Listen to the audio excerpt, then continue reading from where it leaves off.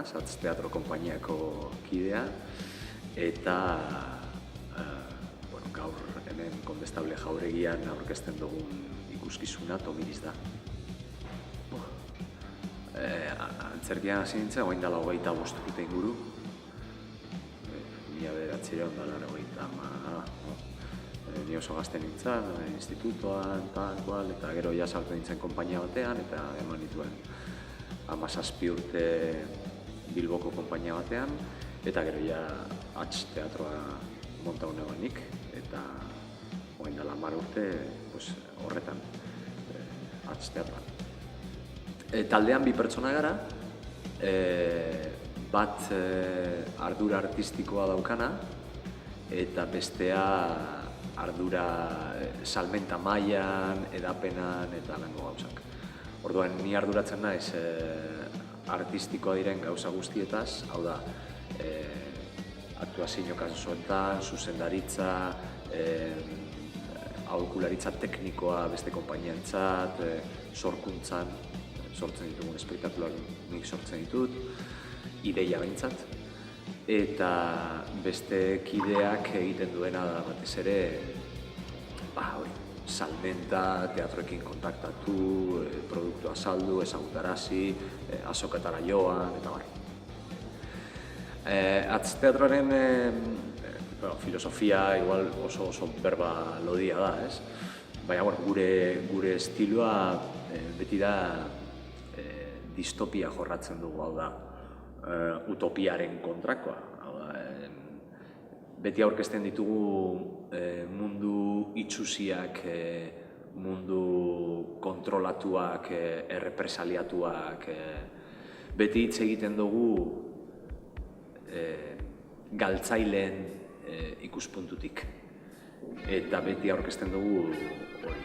Eta gero, hori ikuskizunei jagokonez, gero konpainia moduen guk beti egiten dugu euskeraz, ikuskizun guztiak euskeraz egiten ditugu, ez dugu beste hizkuntza batean egiten, orduen gure merkatue Bizkaian hasi eta Maulen amaitu, eta hori zera daukagun. Eta saiatzen gara, bebai oso teatro fisiko egiten, grotesko, gatza da etiketa jartzea, ez? Baina, punkitasunarekin zerikusia daukan zerbait. Konpainian guk beti ditugu 2 ikuskizun mota. Bat txikia, gaurkoa bezalakoa, eta gaur egun txiki 2 daukaguz martxan, Tomiriz eta Bihotza Lataria. Eta gero beti dago handi bat. Eta justo orain, aste honetan eta hurrengoan, ensaiotan gabiltza, ikuskizun berri hori aurkezteko deituko dana 7 bat. Eta izango da 7 pekatu kapitalen inguruko gauza bat, Frankenstein historiarekin hastuta purbet, monstruo, gaizto bat mundua salbatu nahi dagoena, eta hala. Orduan gaur egun ditugu 2 txiki eta bat handi. Eta gero hortaz gain, konpainian ere egiten ditugu banaketa lana, eta banaketa lan horretan banatzen ditugu, saltzen ditugu beste konpainien ikuskizun batzuk. Saltzen ditugu Miss Karaoke, Agur eta Dolore, precisamente hemen egongo lana datorren astean, eta kaleko ikuskizun pare bat, eta, probet danetik. Nik lan egiten dut mala hostiatik. Hau da, amorrutik, gorrototik. Orduen oso kabreatuta nagoenean, oso haserre nagoenean gai batekin, normalmente ateratzen da ikuskizun bat. Ez dut aukeratzen repertorioa merkatuaren arabera, baizik eta nire barneko impulsoen arabera. Segun nik zer behar dudan, sortzen dut gauza bat edo beste bat. Merkatueri bape begiratu gabe. Ez dugu aukeratzen zer ateratzen jaku egoeraren arabera. Ordu asko. Normalmente ikuskizun handietan egiten dugu 2 hilabetetako ensaio bat, baina aurreprodukzioa 2 urte irauten du. Osea, azten garenetik ensaiotan sartu arte, pasetan dire hilabete bat eta, urte bat eta 10 hilabete, más o menos, edo urte bat eta 9 hilabete, eta azken hilabetetan egiten dugu ensaioak. Normalmente izaten dira 2 hilabete ensaio. Hori ikuskizuna handietan. Txikietan, iraupena aurreprodukzioan berdina da, 2 urteko aurreprodukzio tal, baina ensaioak luzatzen dira askoz ere espazioan.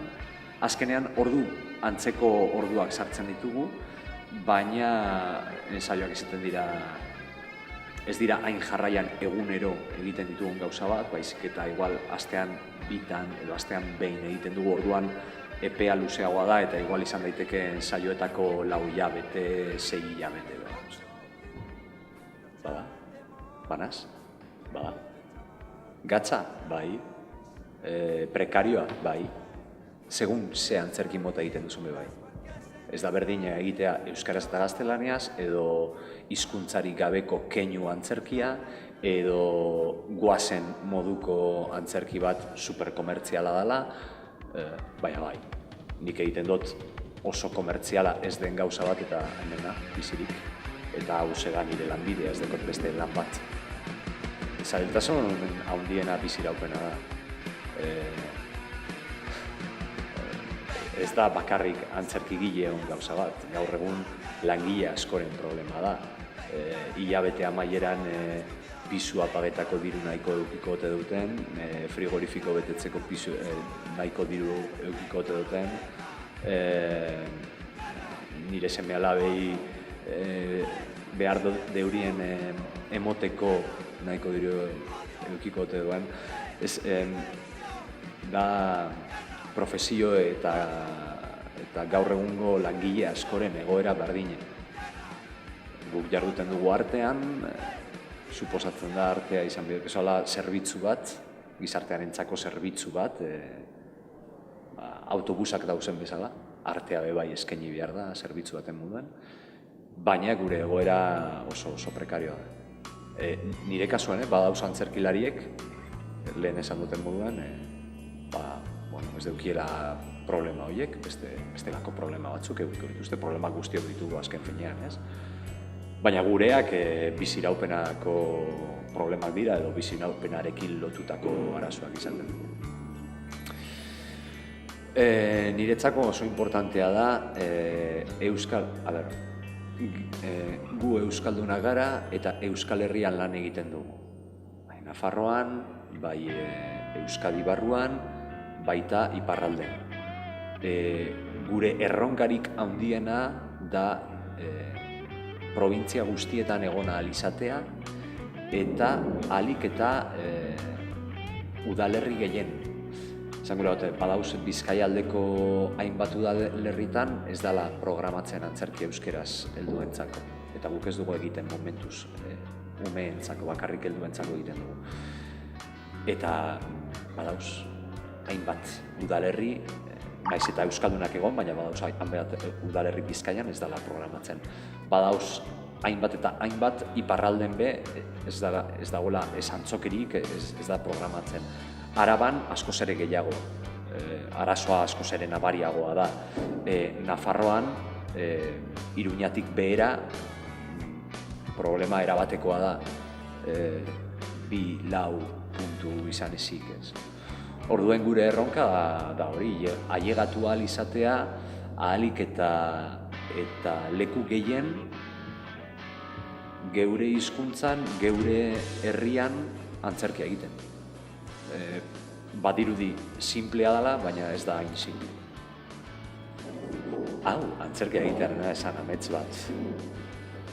Ni hasi nintzen antzerkien, jolasean, eta sekula ez dut erabaki aktorea izango naiz, edo antzerki konpainia bat edukiko dut. Sekula ez. Baina 25 urte da amat, hau egiten. Baina ez dut erabaki. Beraz, ez da sekula amets bat izan. Bueno, joan dira gauzak gertatzen, suertatu da aukera bat profesionala izateko eta honetaz bizitzeko eta ez dakiz zer, eta horri hobatu diogu. Eduki dut seme bat, hori bai izan amets bat, aita izan gura neban, eta banaz, eta oso pozik nago. Eta uda hontan nire semeari esan duetan, nik bizitza hontan nahi dudan guztia egin dut. Hau da, 80 urte bizi banaz, perfecto bikain. Baina bihar bertan hiltzen banaiz, pozik hiltzen naiz. Esan gurot, egin dut nahi izan duten guztien. Badaukat guztetan jatan lanbide bat, bizi naz guztetan jatan etxe batean, daukat guztetan jatan familia bat, lagunak ditut, oso bizitza hona dut. Urtean guztira, emanaldi guztiekin lotuta izan daitezke 50, 60 bat emanaldi, batzuk Tomiriz, beste batzuk bihotzaratari, beste batzuk zazpiak bat, beste batzuk teknikari moduan, beste batzuk beste konpainiekin bizkaraok eta bar. 50 artean, eta beti Euskal Herria barruan. Hori Enkarterritik Bizkaian, Muskildiraino Zuberoan, hori da gure eremua. Bai, karo, urte asko daraguz, oso gremio txikia gara, badau jente asko, baina gremio txikia gara, danok ezagutzen dugu alkar, eta batzuekin haupa gero arte agur, eta beste batzuekin oso harreman ona daukagu, eta alkarlanean ibiltzen gara, eta lan egiten dut aktore moduan, edo zuzendari moduan, edo eszenografo moduan, edo teknikari moduan beste konpainiakin. Bai, badaukagu, nik uste dut orokorrean kontaktu handia konpainien artean, Euskal Herriko konpainien artean, edo behintzat euskaraz lan egiten dugun konpainion artean, badaukagu nahiko kontaktu handia. Enpresa ni naiz, autonomoa naiz, eta alde batetik gure diru iturri handiena dator emanaldietatik. Hau da, emanaldiek ematen digute diru kantitate gehien. Gero, teatroak baditu hainbat eremu. Ikuskizunak alde batetik, eszenografiak bebai egiten ditugu, salmenta beste konpainianak bebai egiten ditugu, teknikarloak aholkularitza eta egiten ditugu, eta hortik 15%, 10%, holan egiten dire gure diru iturriak, baina batez be, emanaldietatik eta gero egia da, ikuskizunak egiten ditugunean, normalmente, igual ez beti, baina normalmente Eusko Jaurlaritzako produkziorako, antzerki produkziorako diru laguntzak eta jasotzen ditugu batzutan gehiago, bestetan gitxiago, baina badago hor laguntza administratibo bat bestela nahiko ezinezkoa izango ditzateke.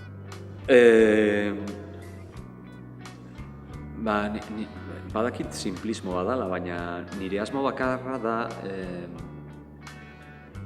ailegatzea hilabeteara amaieran eta ez larritzea jatekorik eukiko ote duten edo ez.